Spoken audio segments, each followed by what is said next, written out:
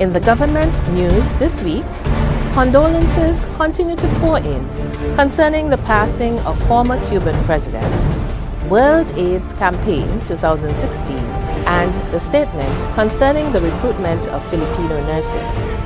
This week, we feature the Citizen by Investment Unit, CIU, of St. Kitts and Nevis. Welcome to the Week in Review. I am Alicia Daniel. First off, what is the Citizen by Investment Unit, CIU, and how is it different from the Citizenship by Investment Program? We'll let Les Khan, Chief Executive Officer, CEO of the St. Kitts and Nevis CIU, explain.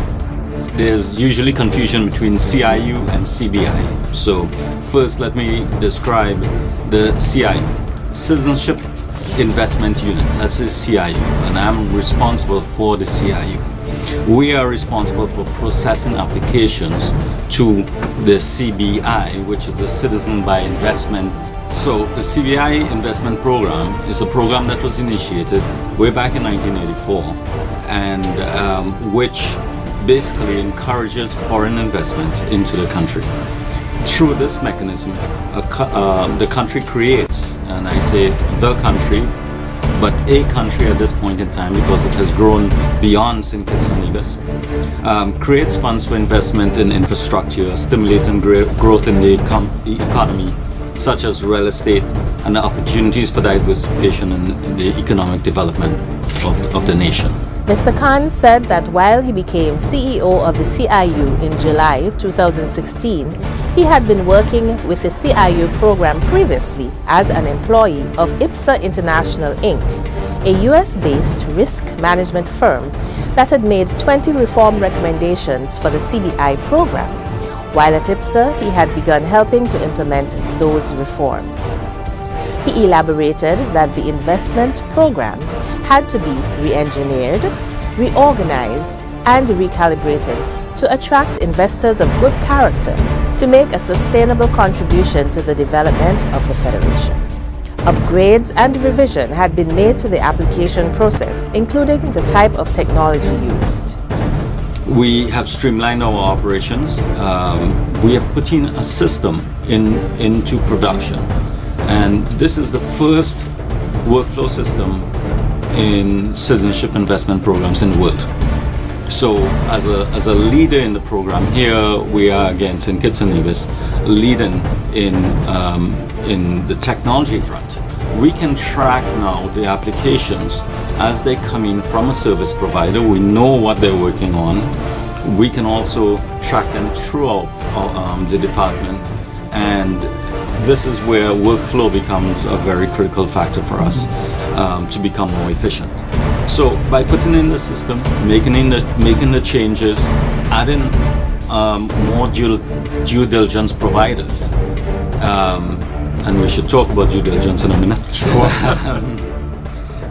But adding more due diligence providers allows us to handle the volume as they come in. Mm-hmm. Right? Again, changes in the department in terms of how we vet applications allows us to have checks and counter checks in our process.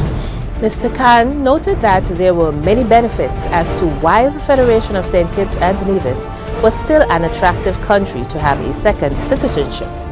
These included having another stable country to live in, particularly when there is turmoil in the country of origin, available business and/or educational opportunities, a place for retirement and relaxation, as well as the fact that there is no income tax and no tax on global income.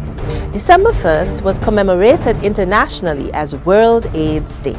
Senator and Minister of State with Responsibility for Health, Honorable Wendy Phipps, advocated for maintained HIV education and testing in light of negative figures which she revealed, noting that only 61 persons access HIV treatment, while there are approximately 270 persons in the Federation living with HIV and AIDS.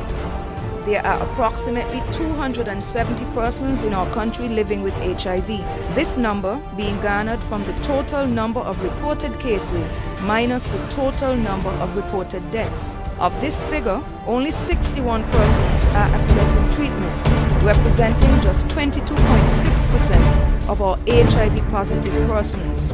About 18 new cases have been confirmed as of October 2016, 7 females and 11 males. This annual incidence rate is rising due to the increased amount of testing being conducted. In previous years, the annual average number of new cases has floated between 12 and 15. As of November 2016, a total of 3,583 HIV tests have been done in St. Kitts alone. There's a continuing trend whereby more males than females are being infected. At the CARICOM level, we are witnessing some 83% of reported cases of HIV being in the 15 to 54 age group. According to the Caribbean Public Health Agency, CARPHA, 50% of this group are between 15 to 34 years old.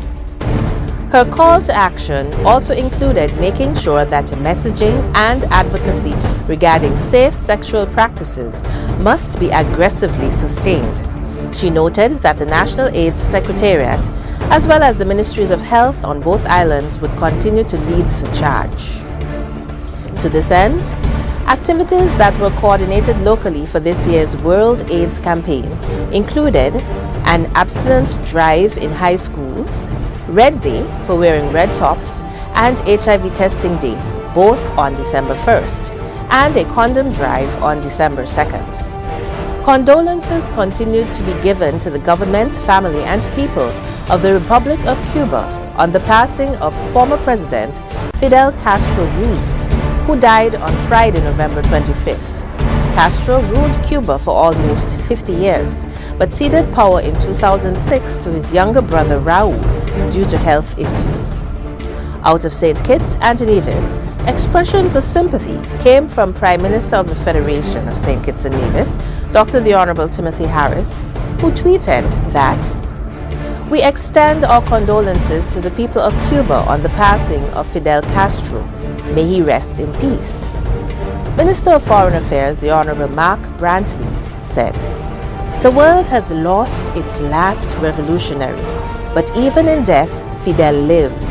My deep condolences to the people of Cuba." Governor General, His Excellency Sir Tapley Seaton, went to the Cuban embassy in St. Kitts to sign the Book of Condolences and said to resident Cuban ambassador, His Excellency Hugo Ruiz Cabrera, that he once had the honor of meeting Castro. Sir Tapley said, "Certainly, we continue to benefit from his visionary policies, and we look forward to continuing that excellent relationship that I am sure would be his desire." A press release from the Cuban embassy further revealed that the Cuban government had declared 9 days of national mourning from November 26th to December 4th, and informed that the Book of Condolences was opened at the embassy to invite written expressions of sympathy from November 28th to December 2nd. Minister of State Honorable Wendy Phipps released a statement in response to discussions in the local media concerning the recruitment of 70 nurses from the Philippines. The breach of secrecy by the leaking of a recruitment letter by an employee of the Ministry of Health was condemned, and it was noted that the recruitment of nurses was not a new practice. The decision to recruit nurses from the Philippines is not a new practice by the government of St. Kitts and Nevis. To be precise, government has been in the habit of recruiting nurses for years. In the past 5 years alone, starting in 2011, during the former Labour administration, a total of 27 foreign nurses have been hired. These nurses were recruited from countries such as Nigeria, the USA, Cuba, Taiwan, St. Vincent and the Grenadines, Guyana, Santo Domingo, and the Philippines. All foreign nurses who have been recruited to work in our federation provide specialist skill sets currently lacking among our local nursing fraternity, especially oncology, hemodialysis, intensive care, and mental health. The recruitment of foreign nurses with specialized skill sets is meant to build capacity among our local nurses and in time have knowledge transfer so that the foreign nurses can be repatriated. This system works. Minister Phipps gave the example of one nurse, Mary Manibog from the Philippines, who in 2012 assisted greatly in establishing the hemodialysis unit at the Josephine France JNF General Hospital, which is now headed by a local assistant nurse manager.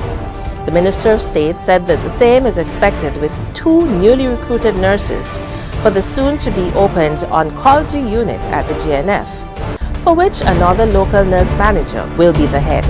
The Department of Environment informed that it began conducting ecological inventories in the Central Forest Reserve National Park, Booby Island, and Nevis Peak and Camps River watershed area from December 2016 to November 2017. It is being carried out by experts from Environmental Awareness Group Incorporated, who are being assisted by local terrestrial park rangers to collect information on the flora, fauna, and habitats in the mentioned areas. This will help to establish multi-taxa series lists of the species and habitats and collect information on habitat condition and disturbances. Let's listen to the words of one James Powell, originally from Nevis, but who resides in Cadden Avenue, Bastia. He just celebrated his 99th birthday on December 1st and was known for making quality chains over several years, as well as for making the best Freco or snow cone. He recalled that one day somebody tried to get his Freco recipe. One day, a gentleman from Newtown, come and step over said, "Lal, I can't get the secret. Give me the secret." Said, "Son, what secret you want? Just do the thing to suit the community. Thank you. Yes. Get a little bit of the community and throw it in flavor." We end this week with a few scenes from the Walk a Mile in My Shoes activity held in commemoration of the Day of Persons with Disabilities, which is being held under the theme Empowering Persons with Disabilities Reduces Liabilities while Improving Their Quality of Life. Other activities included an official statement by Senior Minister responsible for Social Services and Community Development, Honorable Eugene Hamilton. That brings us to the end of our Week in Review. I am Alicia Daniel Blake. Thank you for watching.